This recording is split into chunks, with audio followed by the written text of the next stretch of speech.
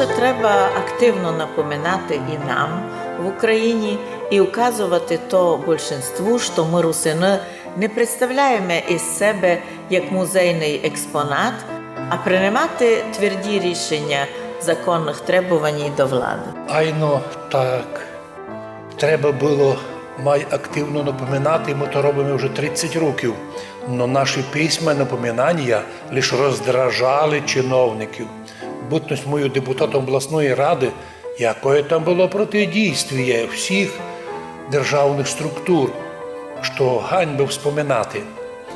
Но напоминати більшинству нам треба, бо ми, русини, не представляємо з себе, як ви кажете, музейний експонат. Інтересно, по слову Петра Медведя, русини Словакії, він теж пише, що русинів на Словакії в останніх 30 років вони мають досить великі успіхи, росли у розвитті, а в останніх 10 років добилися навіть таких певних прав. Но там також часто з ними і для них зустрічаються з тим же самим, що ми в Україні, що якраз средства інформації, медії їхні роблять із них, русинов, як пару шпійонів, як агентів, то як у нас, то обов'язково, який русин не агент, не шпійон.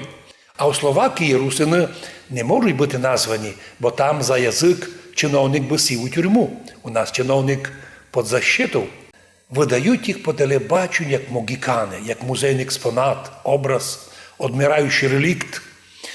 І держава по великому рахунку не представляє їх, русинов, як некий живий русинський автохтонний народ на свою землі, і котрий живе просто днись, просто туйка. Даже історичну назву Пряшівська Русь або Пряшівщина замінили на Виходнословенське, тобто там уже історичного імені не є. Жаль, но ми желали б нашим русинам на Словакії добрих успіхів у цей місяць перепису народа, і би записалися і такі люди, котрі із любві до свого народу записатися русинами.